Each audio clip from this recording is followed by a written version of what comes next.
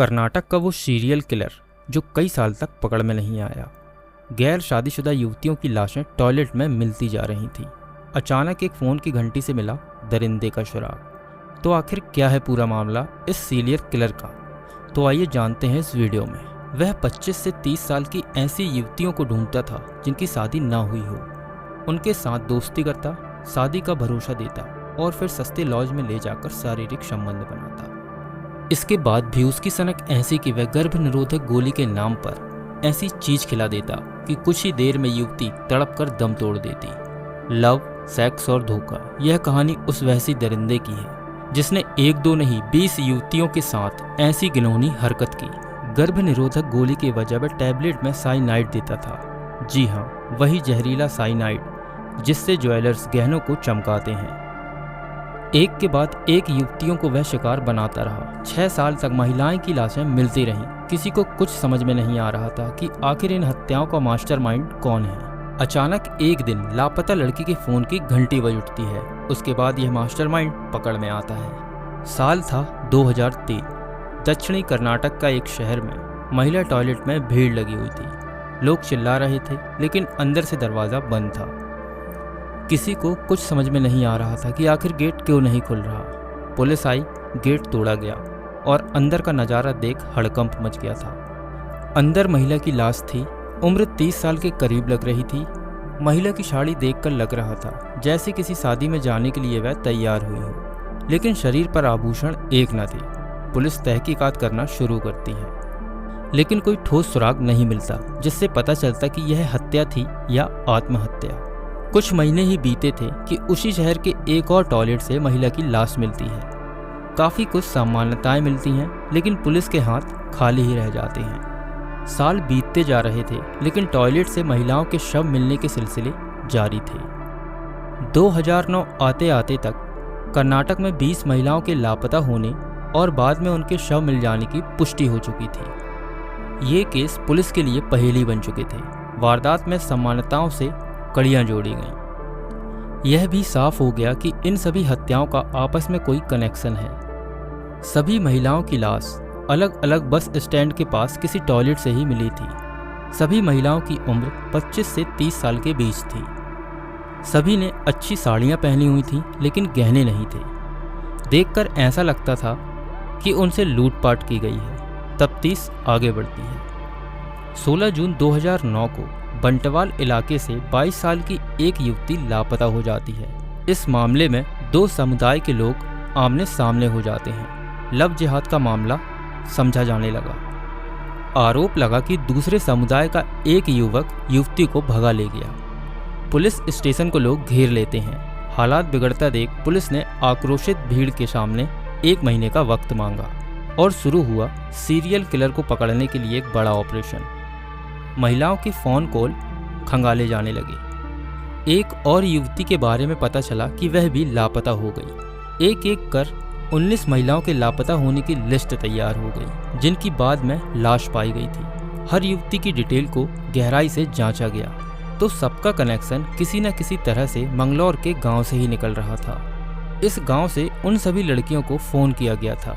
ऐसे में पुलिस यह मानकर चलने लगी कि शायद इन हत्याओं के पीछे लूटपाट वाला कोई गैंग या सेक्स रैकेट शामिल हो सकता है जो विरोध करने पर महिलाओं को मौत की नींद सुला रहा है। तभी पुलिस जो महिलाएं मौत का शिकार हुई थी उनके सभी नंबरों पर पुलिस एक एक कर फ़ोन करती है। तभी एक लापता युवती के फ़ोन पर घंटी बजती है। पुलिस के हाथ ऐसा सुराग लगा है कि डिपार्टमेंट में खलबली मच जाती है। दरअसल एक युवती के फ़ोन पर घंटी बज उठती है और कोई फ़ोन पर हेलो कहता है। पुलिस ने कड़ाई से पूछताछ की तो पता चला कि उस शख्स को यह फ़ोन उसके चाचा मोहन कुमार ने दिया था। संदिग्ध मोहन की तलाश शुरू होती है और कुछ ही घंटों में उसे मैंगलोर के डल्लाकट्टा गांव में पकड़ लिया जाता है। पुलिस जब उससे कड़ाई से पूछताछ करती है तो पूछताछ में वह एक एक कर सभी राज उगलता है तो कर्नाटक समेत पूरे देश में लोग सन्न रह जाते हैं। सीरियल किलर आनंद बताता है कि वह ऐसी गरीब युवतियों को अपने प्यार में फंसाता था जिनकी शादी ना हुई हो। दोनों साथ जीने मरने का वादा करने लगते हैं। बात शादी तक पहुंच जाती है लेकिन आनंद युवतियों के सामने भागकर शादी करने की शर्त रखता है। सीरियल किलर आनंद बताता है कि वह ऐसी गरीब युवतियों को अपने प्यार के जाल में फंसाता था जिनकी शादी ना हुई हो। दोनों साथ जीने मरने का वादा करने लगते हैं। बात शादी तक पहुंचती, लेकिन आनंद युवती के सामने भागकर शादी करने की शर्त रख देता। वह महिला को गहने और बढ़िया साड़ी लेकर भागने के लिए मना लेता, जिससे वह अच्छी दुल्हन बन सके। वह कुछ इस तरह से कहानी गढ़ता जिससे महिलाओं को लगे कि वह शादी के लिए बेताब है और जीवन भर उसे खुश रखेगा। महिला को भनक भी ना लगती कि वह उसके साथ सेक्स करना चाहता है और उसके बाद वह उसकी जान ले लेगा। सब कुछ किसी फिल्म स्टोरी की तरह ही चल रहा था। महिला शादी के लिए घर से भाग जाती। कर्नाटक के हसन जिले के एक बस स्टैंड पर वह महिला से मिलता। पास के ही एक सस्ते होटल में जाते। सुबह होते ही मंदिर में शादी करने की चर्चा होती रहती। खाना खाने के बाद वह दरिंदा अपने असली रूप में आ जाता। महिला कहती कि ये शादी से पहले ठीक नहीं है, लेकिन मोहन ऐसा मोह पास फैलाता कि महिला उसकी बात पर आ जाती। वह उससे कहता कि सुबह ही तो शादी होनी है, क्या तुम्हें मुझ पर भरोसा नहीं है। आखिर में प्रेम भरी बातों में वह महिला आ जाती और आनंद रात भर उनके साथ शारीरिक संबंध बनाता। अगले ही दिन वह शादी के लिए तैयार हो जाते। महिला उसी होटल या लॉज में दुल्हन की तरह सजती संवरती, महंगी साड़ी, फूलों का गजरा, चमचमाती चूड़ियाँ पहनती। आनंद कुछ काम बताकर थोड़ा पहले ही निकल जाता और बस स्टैंड पर मिलने को कहता, वहीं से मंदिर जाने की बात बताता। दुल्हन बनी वह महिला बस स्टैंड पर आती, तभी बातों ही बातों में आनंद अपनी जेब से एक टैबलेट निकालता। महिला को प्यार से कहता कि रात में जो हुआ उसकी टेंशन मत लो, यह गोली खा लो। कुछ पूछने पर वह प्यार भरी बातों से महिला का दिल बहला देता।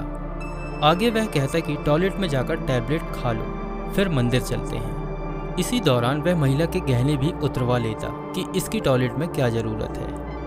महिला अगर टॉयलेट जाने की बात पर ऐतराज़ करती या वहीं खाने की बात करती तो वह कहता कि शायद दवा खाने के बाद कुछ प्राइवेट वाली दिक्कत हो, इसलिए कह रहा हूँ। आनंद वहीं एक बैग में महिला के गहने लेकर खड़ा रहता। 5 से 10 मिनट के भीतर महिला टॉयलेट जाती, अंदर से दरवाज़ा बंद करती और जैसे ही वह टैबलेट खाती उसकी तबीयत बिगड़ जाती और कुछ ही सेकंड में वह टॉयलेट के अंदर ही तड़प कर दम तोड़ देती। आनंद वहां तब तक खड़ा रहता तब तक कि वहां हंगामा या भीड़ ना जुट जाती। मौत की बात कंफर्म होने पर वह लॉज या होटल लौटता, महिला से जुड़ी निशानियां नष्ट कर देता और खुद गहने लेकर रफू चक्कर हो जाता। ऐसे ही उसने सभी महिलाओं के साथ किया था।